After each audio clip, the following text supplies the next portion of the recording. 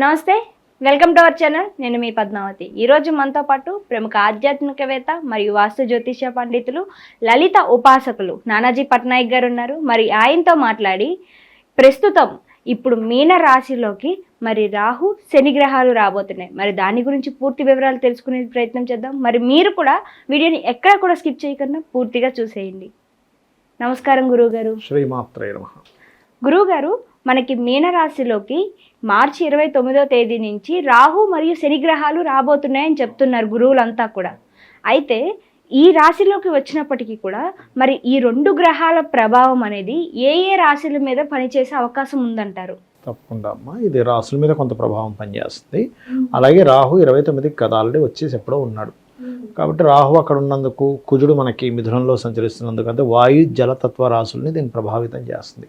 దీనివల్ల ఆల్రెడీ మనకి ఫిబ్రవరి ఎండింగ్ నుంచే దీని ప్రభావం ప్రారంభం అయిపోయింది. మనం ఆల్రెడీ ఒక 1 month బ్యాక్ కూడా ఒక ఛానల్లో చెప్పుకున్నాం. ఏంటంటే ఇది కొంచెం జల సంబంధించిన ప్రళయాలని, షేర్ మార్కెట్ మీద దీని ప్రభావం ఎక్కువగా ఉంటుంది అని. ఒక 3 నెలల పాటు, అంటే ఇప్పుడు మార్చ్ ఏప్రిల్ మే ఎండింగ్ వరకు, మార్చ్ ఏప్రిల్ మే ఎండింగ్ వరకు ఉంటుంది దీని ప్రభావం. షేర్ మార్కెట్స్ పతనం అవ్వడం, విదేశాల్లో ఉండేటువంటి షేర్ మార్కెట్స్ పతనం అవ్వడం మార్చ్ ఏప్రిల్ మే మాసాల్లో. అలాగే జల వాయు సంబంధంగా కలిగి ఉన్నటువంటి కొన్ని సుడిగుండాలు లాంటివి ఏర్పడడం. ఓకే, ఇది ప్రకృతి మీద ఇటువంటి వాటి మీద ప్రభావం చూపిస్తుంది. హ్యాకింగ్స్ అవ్వడం, బ్యాంక్ హ్యాకింగ్స్ అంటూ ఉంటారు. అలాగే విదేశాలు కొన్ని దేశాలకి ఆర్థిక సంబంధించిన సంక్షోభం ఏర్పడడం, ఆర్థిక సంక్షోభం. మీరు యూట్యూబ్లో చూసినట్లయితే ఆల్రెడీ ఒక 20 days బ్యాక్ కూడా దీని గురించి మనం మాట్లాడుకున్న వీడియోస్ ఉంటాయి. ఆర్థిక సంక్షోభము, ఈ షేర్ మార్కెట్లో ఇట్లాంటి ఫ్లక్చువేషన్స్ వస్తాయి అనేటువంటిది. అయితే మరలా ఈ మే ఎండింగ్ టైంకి కొంచెం షేర్ మార్కెట్ అమాంతంగా పైకి కూడా లేస్తుంది. ఎందుకంటే ఈ బుధుడు శుక్రుడు ఇద్దరు వక్రగతి, అంటే శుక్రుడు వక్రగతిపై స్ట్రైట్ అయ్యి నీచభంగ రాజయోగం ఇస్తాడు. ఇక్కడ ఏంటంటే ఒక కారణం కాదు, ఇక్కడ ఈ కుజుడు కూడా మిథునంలో ఉండడం, కన్యారాశిలో కేతు ఉండడం, బుధుడు నీచపడ్డం. అంటే ఈ మార్కెటింగ్ రిలేటెడ్ వాటికి, షేర్ మార్కెట్ వాటికి, ఈ కమ్యూనికేషన్ రిలేటెడ్ ఉంటాయి. ఒక్కోసారి మనకు చూడండి, సడన్గా ఎవరో పెద్ద సాఫ్ట్వేర్ రిలేటెడ్ వాటిని హ్యాక్ చేశారు, అందుకే సడన్గా వాట్సాప్ ఆగిపోయింది, గూగుల్ ఆగిపోయిందని మనం వింటూ ఉంటాం. అప్పుడు అయ్యో ఏమిటంటే సడన్గా అంత స్ట్రక్ అయిపోయింది. ఇటువంటివి జరుగుతాయి పరిణామాలు దీని మీద, ఏది ప్రపంచవ్యాప్తంగా జరిగేవి. అలాగే కొంత ఈ శని రాహువులు ఎప్పుడైతే కలిసి ఉంటారో ఇక్కడ మనకి గొప్ప పీఠాధిపతులకు ముప్పిస్తుంది ఇది. ఎందుకంటే శని ఎప్పుడైనా సరే మీకు మీనరాశిలో సంచరించేటప్పుడు 2.5 సంవత్సరాలు ఇది కొంచెం పీఠాధిపతుల మీద, ధర్మ సంబంధించిన వాటి మీద, కొన్ని మత కల్లోహాల మీద ఇటువంటివి ఇస్తుంది. అయితే ఇది విశ్వవసు నామ సంవత్సరం, క్రోధినామ సంవత్సరం అంత గొడవలను ఇవ్వదు. క్రోధినామ సంవత్సరం రోజు గొడవే కదండి మనం చూసింది. సో విశ్వవసు నామం ఆ సంవత్సరానికి ఉన్న పేరు వేరు. క్రోధినామ సంవత్సరానికి కుజుడు అధిపతి, దీనికి రవి అధిపతి. రవి అధిపతి అయ్యేసరికి ఏంటంటే గవర్నమెంట్ కొన్ని నిర్ణయాలు తీసుకోవడం, గవర్నమెంట్లో ఉండేటువంటి కొన్ని పెద్ద వాళ్ళు మార్పులు జరగడం, ఇటువంటివి జరుగుతాయి. గవర్నమెంట్ ఇంకా ఇది ఇంకా శాసనం అని చెప్పి కొన్ని నిర్ణయాలు తీసేసుకొని సీఎంలు పిఎంలు మారే యోగాల్ని, వేరే వాళ్ళకి బదిలీ చేసే యోగాల్ని ఇస్తుంది. కొంతమంది మారిపోవాల్సిన పరిస్థితి, కొంతమందికి ప్రమాదం కూడా ఉంటుంది. దీనివల్ల రాజకీయ నాయకుల పరంగా కొంత జాగ్రత్త పడాలి. ఎందుకంటే రవి రాశుల్లో కేతు వస్తున్నాడుగా, అందుకని. ఇక మనకి 12 లగ్నాల పరంగా ఎటువంటి ఫలితాలు ఉంటాయి, లగ్నము లేదా రాశి పరంగా చూసుకుంటే ఈ 12వ స్థానంలో ఈ 2 గ్రహాల కాంబినేషన్ అనేటువంటిది మేషం వారు ఇన్వెస్ట్మెంట్స్ విషయంలోని, సంతానం విషయాల్లో కొంత జాగ్రత్తగా ఉండాలి.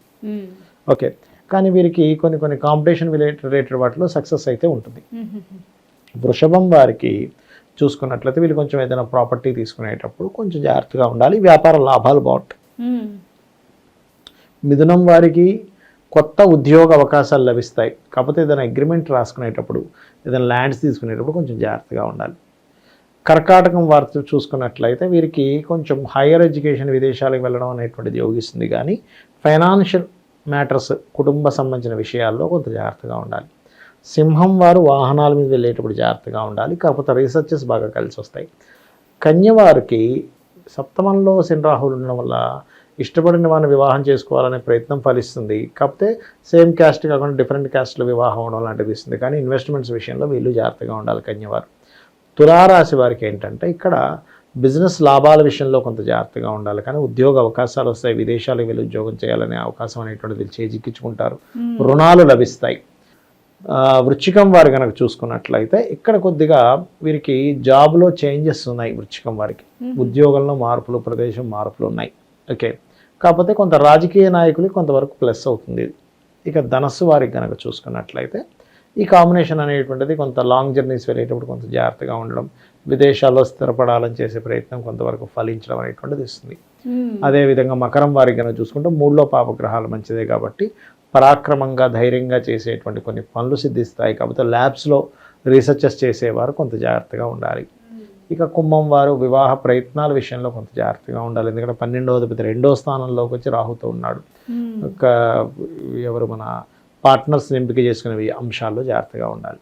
ఇక మీనరాశి వారికి కనుక చూసుకున్నట్లయితే ఇక్కడ వీరు అప్పులు ఇవ్వడం తీసుకోవడం, ఎందుకంటే మీనంలో జన్మించిన వారు సర్వసాధారణంగా వీరికి తండ్రితో కొంత రుణం ఉంటుంది. మీనలగ్నంలో ఎవ్వరు జన్మించినా కూడా తండ్రితోనే వీళ్ళ లైఫ్ అంతా ఏదో అటాచ్డ్గా వెళ్తూ ఉంటుంది, ఎందుకంటే పూర్వజన్మ కర్మ అంతా తండ్రి సంబంధంగానే ఉంటుంది వీళ్ళ లైఫ్ అంతా కూడా.